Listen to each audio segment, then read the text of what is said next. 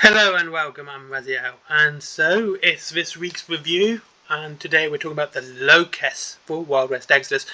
I'm going to go through one for each of the factions, and not go on to do the same faction twice. So we've done Warrior Nations, Union, Enlightened, the Order, and today it's the Hex. The Hex is kind of a chaos version. It is. It's the warping, changing, this mind-controlling parasite that is in the Wild West Exodus, and actually is within the entire dystopian age. It's an interesting aspect, and it does play a major part in the dystopian age. It'll be interesting to see how it manifests within Armored Clash, which is coming soon. But today we are talking about one of their models, the single model, the Lokess. I've got to say, once again, we have this fantastic looking model. As you can see, there's lots of little details in here, like you've got the teeth there, and you've got the collar, how it's sort of cyborgian. It's got its cyborg implants here. And yeah, this is just another lovely model. And once again, the face looks fantastic. This is a nice looking face. It looks absolutely ferocious. It looks like an animal, and it's going to deal death. I think, again, but you've got all these really cool details on it. And we see, as we see in a lot of Wild West Exodus models, they do go for that less is more approach, where they could have added so many gears and tags and all sorts here. They've just gone for the fur, basic chest plate, basic armbands. The armor looks nice and very much something that we'd expect to see from the Wild West. And so the way these are changed, hammered to the face, it's not over embellished. It's nicely stepped back from all of that, making the model look so much better. I do love his gun here. It's a fantastic gun. Let's double check what that's called. It is called the Urson Repeater. And gosh, Urson because bear, obviously. But like the cyborg feet here, it just looks like a fantastic looking model. I really do like this, and those who are looking forward to playing the Hex, this would be a great addition to your army. He has his big axe here as well. That's a nice addition. It would have been kind of cool to be able to either have the gun or the axe as his holding weapon, but the pose definitely is for the gun.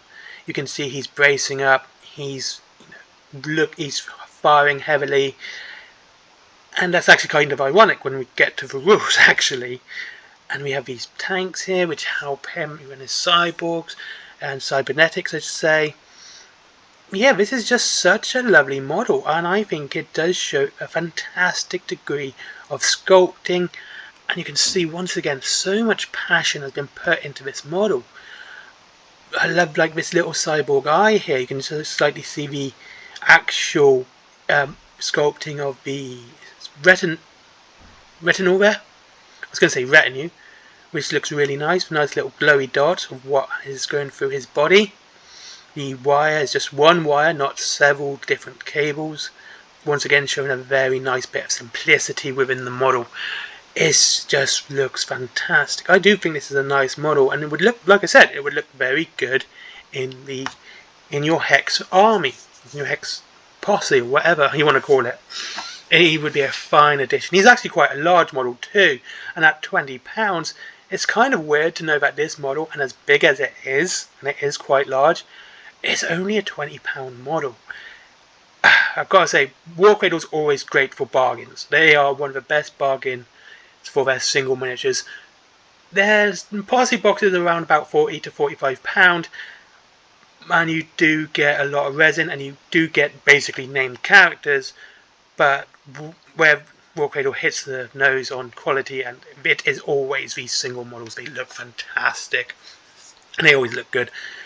I do like his eye there as well. It's nice and nasty. The axe is good. Oh, just a lovely, lovely model. So here's the rules. He's not very quick, as you would probably assume. He's a big character at a quick of 4.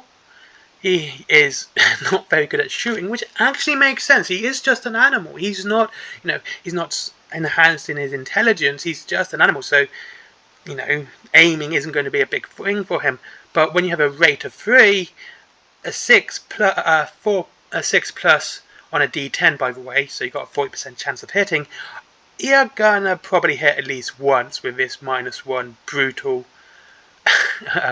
gun, the Urson Repeater.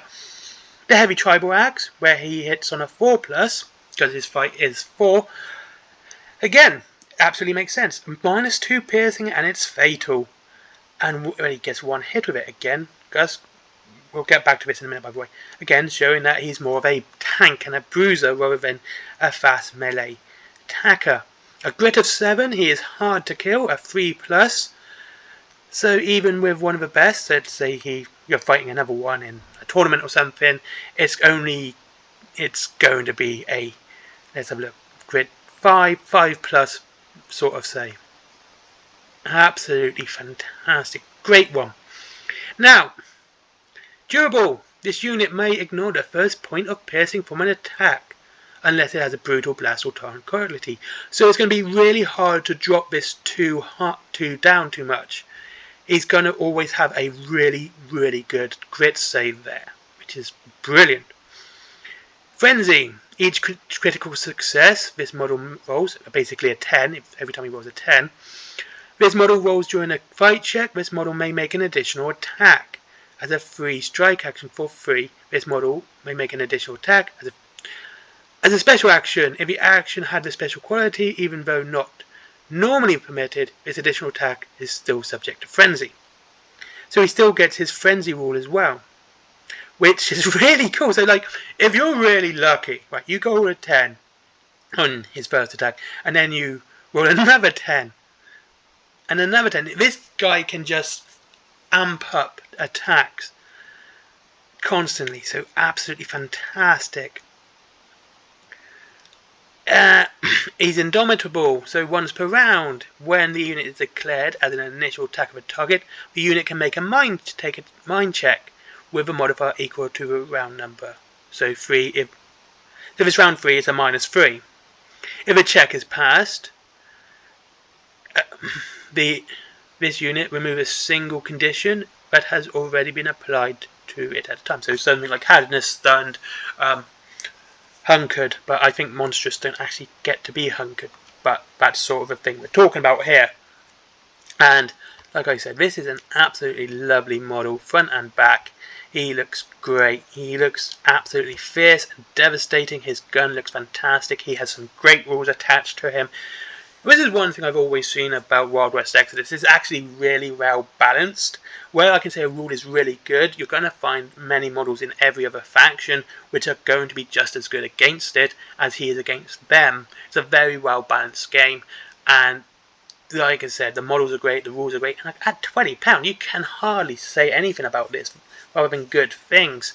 Anyway, thank you very much for watching. This has been this week's review, and it is the Lokess, a lovely model. And we are halfway through this series for Wild West Exodus. We've hit 5 of them. Let's have the Warrior Nations, Union, and this is number 5, yes. And so we'll see what happens next week. I may go on to the 3 Lost World Exodus ones, which are the Empire, the Sultanate, and no, it's the Commonwealth. No, it's the Russian one. It's the Russian one, not the Sultanate. Sorry, and a kind of the Crown, but it has the Outlaw on it. But it is for the Crown as well. So I'm going to sort of judge it as the Crown as well, which brings us up to 11. And I hope you have a good day, and I hope you're having a good time. If you actually wish to purchase this model, it is on Wayland Games. The link is down below, as always. If you wish, it's free delivery after £20, so you're not even paying for delivery on this model. You're just paying for the model. Isn't that good? And there is Forbidden Planet for all that cool movie